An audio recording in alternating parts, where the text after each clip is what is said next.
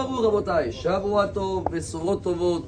On est le 17 aujourd'hui, dans le mois d'Elul. Ça y est, on arrive à la dernière semaine de l'année, dernière paracha en tous les cas. Nitzavim Vayelech. Si vous remarquez aussi sur la liste des 613, on s'est arrêté la semaine dernière à 611. Les deux dernières mitzvot, ils sont dans les parachas de cette semaine. La 612, c'est de savoir se rassembler à Sukkot.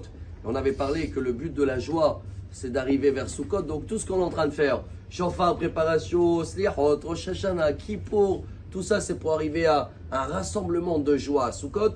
Et la dernière mitzvah de la Torah, la 613, c'est que chacun doit écrire Sefer Torah ou une lettre au moins dans un Sefer Torah pour qu'on a toujours ce guide divin à chaque instant. Chers amis, en ce moment on parle beaucoup de l'Arzor Bitshuva. En français, ça veut dire aussi chercher une réponse. Je vais quelque part et je dois chercher c'est quoi la réponse de la vie. C'est quoi le but de la vie, chers amis.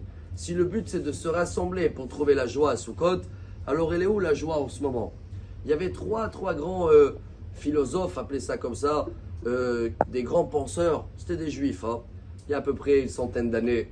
Le premier c'était Freud, vous avez tous entendu parler de lui. Lui, toute sa vie, il a médité et il a trouvé à la fin que la source de la joie dépend des relations entre l'homme, la femme, quelqu'un qui a une bonne relation. Il a un bon but de se lever tous les matins. Il avait un élève, il s'appelait Adler, il n'était pas d'accord avec lui.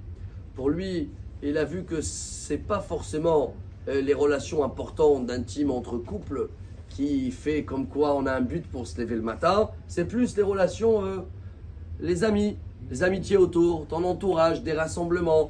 Et le fait que tu as de quoi se lever le lendemain et tu es bien entouré, alors il y a un moteur pour la vie. Et voilà la source de la vie. Le troisième Rabotai s'appelait Dr Viktor Frankl. Le pauvre, il a vécu la Shoah. Et il a dit son élève c'était Hitler, il marchait mauvais zéro. Et lui, il a vu que le moteur de la vie, c'est pas forcément ni les relations intimes, ni les amis. Quand il a vu des juifs dans la Shoah, qu'ils n'avaient pas de quoi manger et que vous savez très bien ce qu'ils ont passé, il a remarqué que tout cela, qu'ils avaient des rêves, qu'ils avaient un but, qu'ils avaient une mission, ils ont pu survivre. Tout cela, qu'ils avaient plus de but, eh ben, les pauvres, ils n'avaient plus la force de combattre. Donc peut-être, dans cette paracha, en tous les cas cette semaine, on doit, mise en question, Rabotai, l'Arzor Bitshuva, c'est chercher une réponse.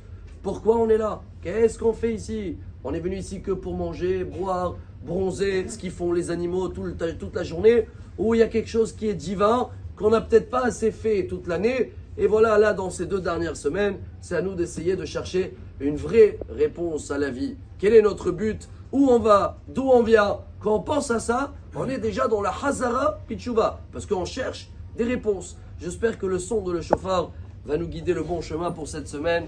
Shavua Tov et Besorot Tovot.